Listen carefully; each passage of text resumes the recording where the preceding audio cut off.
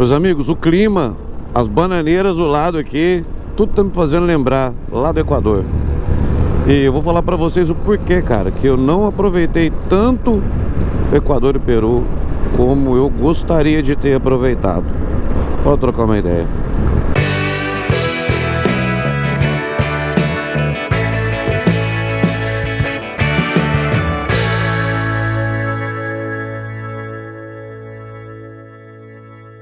Fala, meus amigos estradeiros, bem com vocês? Estrada aqui para mais esse vídeo. Hoje aqui na Serra da Cabeça da Anta, já no finalzinho aqui. Então tem muito disso aqui, ó, vendinha. O tipo das casinhas, cara, isso aqui é a cara de Peru e Equador, bicho. É a cara mesmo. Inclusive quando eu tava lá eu lembrei daqui. Mas uma coisa que eu lembro é das distâncias, né? Das belas paisagens, poder rodar do lado do rio. A gente tava rodando do lado do rio ali agora mesmo. Rio bonito, pena que não tem um lugar pra encostar, pra parar, pra admirar o rio, cara. Puta rio bonito, passando bem do lado e não tinha onde encostar. Mas aí eu me lembrei dessa última viagem, né? Que, enfim, meus amigos, uma coisa que me marcou muito, uma coisa que eu percebo bastante nessa região aqui, é que a gente sempre tá meio que encontrando outros motociclistas, né?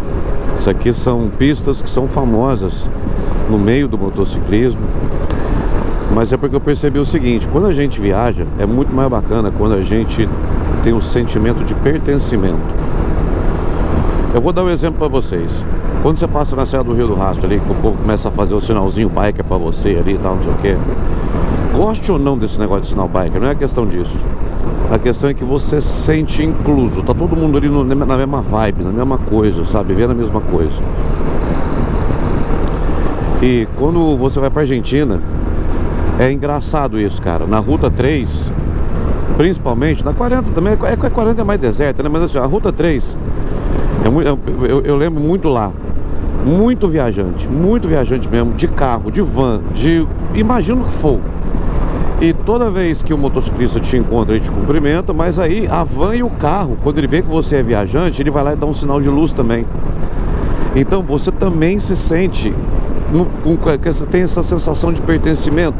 Você sente que você está fazendo parte daquilo tudo com um monte de gente que está na mesma vibe que você está. O problema, meus amigos, é que quando eu cheguei no Peru, eu parei de ver, cara, motociclistas e viajantes. E o povo do Peru não é o povo mais amigável do mundo, assim, querer bater papo, querer fazer amizade, isso, aquilo, outro. Então, eu não percebi isso. Depois de uma semana que eu começou a cair minha ficha, falei assim, cara, dessa vez eu tô viajando sozinho mesmo, porque até pra bater o papo com a tia da vendinha tá difícil. Eu comecei a perceber que tava difícil bater papo com todo mundo. E isso daí começou a me incomodar um pouco. Eu sou muito tranquilo com relação a ficar sozinho. Eu moro sozinho, viajo sozinho, mas sempre tem esse sentimento de pertencimento de alguma forma. Então você tá sozinho, mas não tá sozinho. Agora, ali, um pouco lugar para acampar, e digo camping mesmo, sabe? Que você pode fazer uma social ali, não sei o que, tal. Hostel, você vai encontrar hostel em Cusco. Pisco não, é lugar turístico. Então você vai ter 5, 6 lugares no Peru inteiro que vai ter hostel. Eu fiquei 2 meses e meio viajando, passei praticamente 2 meses dentro do país. 1 mês e meio, posso dizer. Então, no Equador, a turma é um pouco mais amigável. Aí foi bacana. Você vê que o papo rolava mais fácil, rolava uma risada. O povo do Peru não ri, cara. Não conta uma piada um pro outro. Você vê o povo turrão na rua, todo mundo com cara fechada. E o trânsito, aquela loucura, né, tal. No Equador já é outra pegada. O trânsito é um pouco mais leve, mas a turma é mais de boa. É uma malandra também, viu?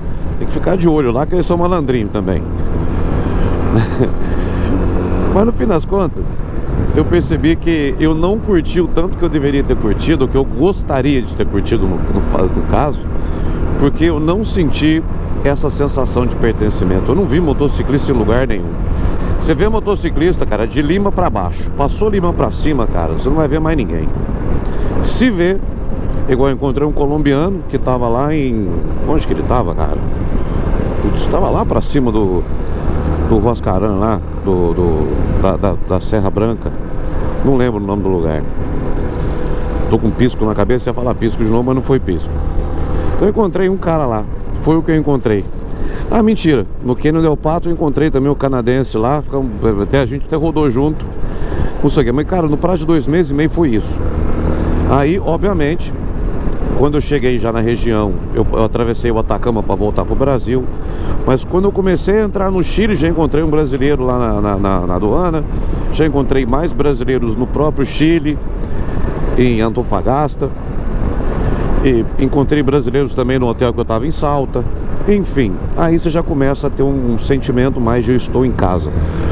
Mas na sua grande maioria desse tempo aí, eu me senti muito sozinho, porque eu não me sentia eu não conseguia ver os viajantes naquele lugar. Eu olhava e falava, poxa, cara, tá meio que vira uma viagem de meio que deslocamento, saca? Porque você não tá com ninguém. E o povo do lugar não é fã de interagir com ninguém, nem com eles mesmos. Então é uma coisa meio estranha. Isso não é uma crítica ao povo do Peru, assim, que eles são xarope, não. Eu acho que eles são tímidos. Eles são muito retraídos, muito pra dentro ali. Tanto que quando eu tava lá em cima, indo pro túnel Punta Olímpica, eu encontrei uma família de peruanos.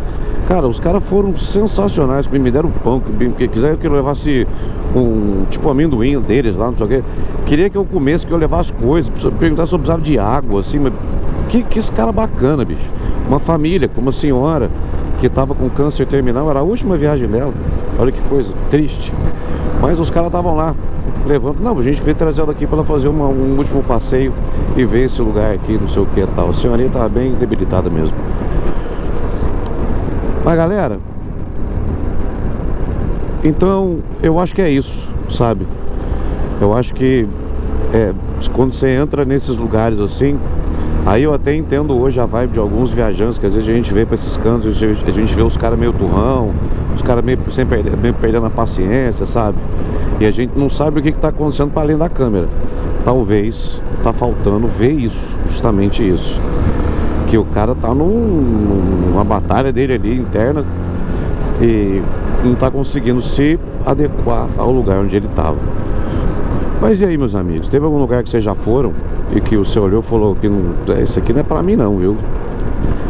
Que você idealizou, que você imaginou que ia ser do baralho, assim, e chegou lá e meio que, não que foi uma decepção, mas você chegou com chegou em casa com aquela sensação de que, pô, não foi isso tudo? Deixa aqui nos comentários. E deixa aqui nos comentários também qual que é a sua relação com esse sentimento de pertencimento quando você está viajando aí, quando você encontra outros viajantes.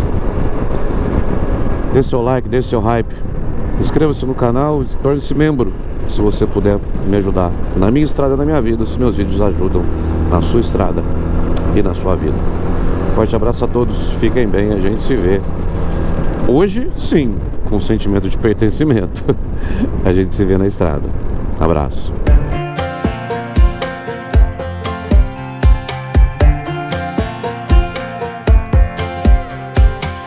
Last time we talked, you had nothing to say. You chose to walk, give what we had away.